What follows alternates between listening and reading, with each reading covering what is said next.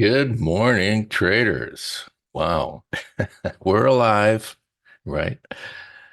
Um, just a quick update. Everybody knows, we're on backup generators. Uh, I have the Tesla battery, which is the first time we got solar and Tesla on the backup battery. But we're still going to be conservative. We don't know when the electricity is going to come back up. So, but we're here. We're fighters, and if Kyle goes out, of course, I'll probably still be up, but I will take over. So you'll see both of us for the most part. Okay. So with that being said, we're okay. The only thing that we had was uh, kind of a tree limb hit our roof, but no damage. I might try to get up there in the middle of the day, but so what we're going to do is for sure, I'm going to do my overview here, like Kyle did, and we'll be up in the first couple hours. And if we decide to just log off to save some battery backup, we'll let you know, or we'll be on all day. We'll see. We don't know. Let's just play it by ear. These things are unpredictable, as you know. All right. So, boy, CPI stands for can't play it. Just a joke. These numbers, you could see what happened here. If you go over to the volume bar, and you can see overreaction up and then overreaction down. And, you know, for the most part, this is kind of where we started the number came out. So you could see we're just coming back to this pretty much where it all started. Typical of these numbers. Um, Equal swings both ways. You can see right here, this is when it came out. Here's the downswing, and the upswing was right here. So pretty much equal. All right. Today we got a couple Fed speakers coming out. Probably do a little damage control. I think the number was hotter than they expected, maybe. Who knows? These things I don't look at fundamentals. We look at charts, right? Hang on one second.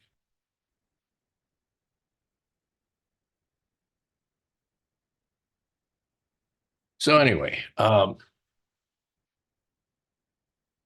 we'll take a look at the SPOOs here. Um, Hang on one second. I need to just so let's open up this market profile. As you know, big breakout to the upside. We took out this over the all-time high from last week, from actually September 30th. That evening when Asia made a higher high, or no, I'm sorry, it's right here. All right. So we took that out yesterday, and we had this P formation, which is a short squeeze usually, and we did this distribution, and of course we poked up right towards the end of the day. If I open this up, you could see it a little bit better. Just to remind you what it looked like on the 30-minute chart. Single time framing up, and then a little bit price overlap. End of the day, we usually poke higher on these P formations. We get a little bit of a retest of the highs, like this is a double distribution, but similar to that. And then over here. So today, I think we're going to trade a little bit inside.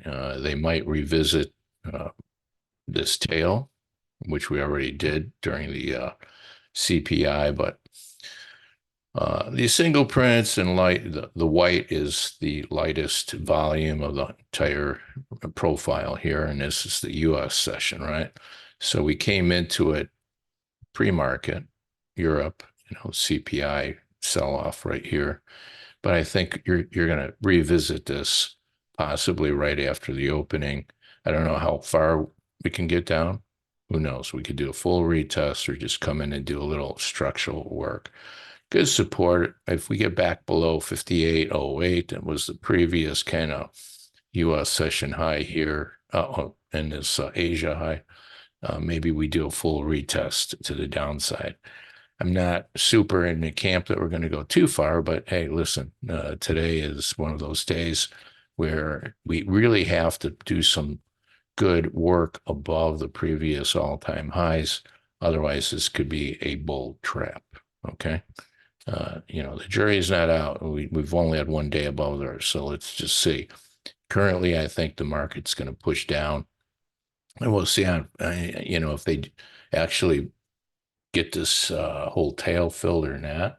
But generally, we should see some work into it. And we're going to open up, I'm sure, inside this, not sure, you're never sure of anything, right? Inside this US session. All right. Asia was quiet. And then, of course, Europe opened up because of CPI. All right. So the pivot for me comes in right at this 58.25. It's the bottom of the P here, this price overlap distribution that we had. And, so we can easily just do a little pole dance and move down into this by the opening. But if we get back above 28.50, 58.25, the pivot, we can pull it back up to this level here, which is 31.32. It's the POC, point of control from the US session and from this Europe session. All right. All right, let's move on to the next market. Of course, the crude. I'm kind of friendly to the crude. I think the crude is going to work its way back up. This was that overnight move that we had right here. This overnight move that we poked above there when they thought they were going to attack, or they announced they were going to attack possibly the oil fields. So that was a big trap, because we closed down here during the overnight session, opened up, and then we started this move down. But pretty big range when you look at a 3-day range. We got about 7 handles. That's pretty big, $7 range. But I think the crude could work its way up and continue to poke a little higher. Maybe we do a full retest of yesterday. We'll see. Let me bring this over here so we can just take a look and see how this looks here. Okay. Why did it do that? There we go. All right. So I just put it like this. You gotta love today. It was a crazy night, banging, booming, the dogs. I'm from Chicago. Hurricanes are not in my blood. Anyway, so you can see this, how this looks on the crude on this daily chart. This yellow line we held up right on this morning. That's the 200-day moving average. This 10 and the 20 pointing up, so the slope's pointing up, showing that we might get some more retest up here. This is good support right around this area, this whole 72 to 72.50. So that's how it looks on this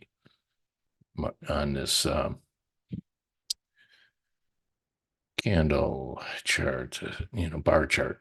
Meanwhile, you can see what we're doing here. We opened up right around this 72, 70 area, which was a pretty big area. It's previous US session high, and it's the point of control from the previous overnight session, as well as this the day before the US session here. So we've got a pretty big level here to watch as well, 73.60 to 70.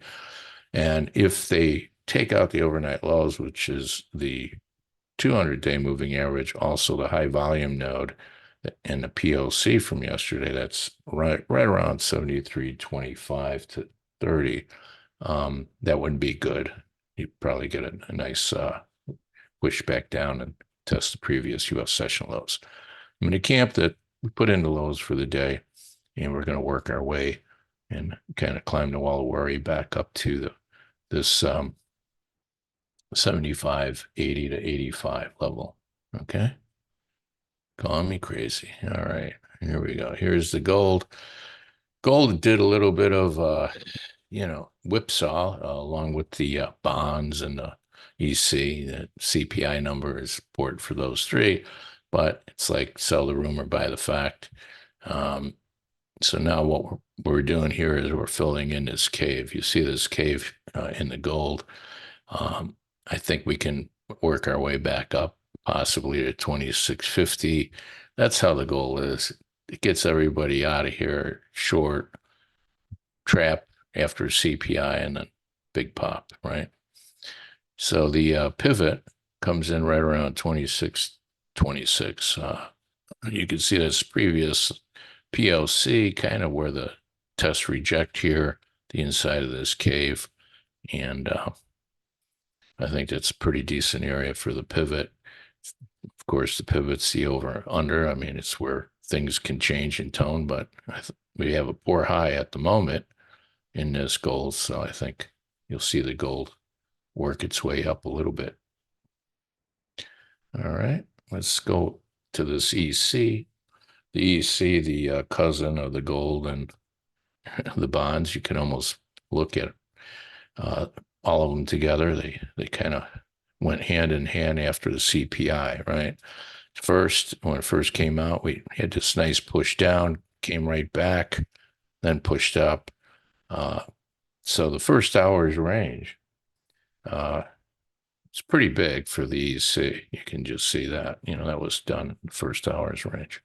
So the pivot comes in at this 108, 109.71, which is the top of the value area right here in the previous POC. Pretty good level, I feel. You can see what happened here when the market rallied. We kind of poked above the 200-day moving average, but that's also this low that we made, swing low, and it once we took it out yesterday, we broke down. So if we get back above this high in the EC, this would be a official bear trap, but we could have some two-way trading. The range is pretty big. I think we got plenty of room to swing back and forth. So we're back below this pivot, and you'll see we're probably going to come down here, fill some single prints, a little bit of a cave. Who knows if we can get below the overnight lows, right? Then you could see a push to all the way down to the tail down here, but I don't think we're going to get down there. I think maybe at best we'll get to 109, 80, 85, that kind of thing. All right. All right. Let's take a look at this, the bond chart. It's funny because the bonds look very much like the EC in a sense, where we took out first. We went down, came back, did a little equal swings, and not quite equal, but back up, squeezed all these shorts, and then now the pivot, it comes in at this 1020.23. Now yesterday, you can see the low of the day, the US session, that's 2017 was the 200-day moving average. Now, it's such a big moving average. You can't get long, get short below it. It's usually, it just gives you an overall, area, a zone to add to your, just to your signals and your levels, right, and major levels. But for the most part, this also was 120.14 to 15 was in other areas. So I think we're going to leave this tail in here. They did what they did. I mean, we had a big down move. This was, this was quite the move. And we gapped up here. So big bull trap because we gapped up when we made that swing high. Lower highs, just on the US session, I'm showing this. is the most important one for the bonds because it's the U.S. bonds. And this is now a good 8 days of lower highs. So we're a little bit overdone. I think the bonds might have just put in a short-term low for now. But fundamentally, I mean, you can make arguments either way. I think a lot of this was built in that we're going to be a little hot going into CPI and the FOMC and everything else. So might look to come out of this possibly in the bonds, right? All right, let's go back to our main site. I'm going to just bring up the, or I should say our main screen. It's certainly a little stressful with this hurricane. Like I said, I haven't been part of a, in a hurricane situation. Now, years ago, 2004 and 2005, Linda was a client of mine, but I had her come out. 2004, she had her a major hurricane here in Wellington that kind of hit, and they had no electricity for 7 days. Back then, it was real hard to have backup like we have today. There wasn't even the cell phones weren't even available, and but today, I mean, we're pretty set up. We have solar panels put in, and we put in a Tesla backup battery. Not cheap, let me tell you, but certainly helpful right now. And we have hurricane windows and an electric car along with the gas cars. It's about all you can do, and backup battery backups on our computers. But still, with that being said, we don't know how long it's going to be before the city comes back up with electricity. So the battery backups, this is a test. So I'll have the screens up for the first 2 hours and we'll watch the markets. But we may decide to just shut down for a couple hours and come back up, or it doesn't matter. We'll play it by ear. I might not shut down, but I know Kyle has a generator on, and he might be a little bit more in the camp of coming in and out of the room. All right, so that's it. Let's get ready for the opening. We've got 10 minutes, and we'll go from there.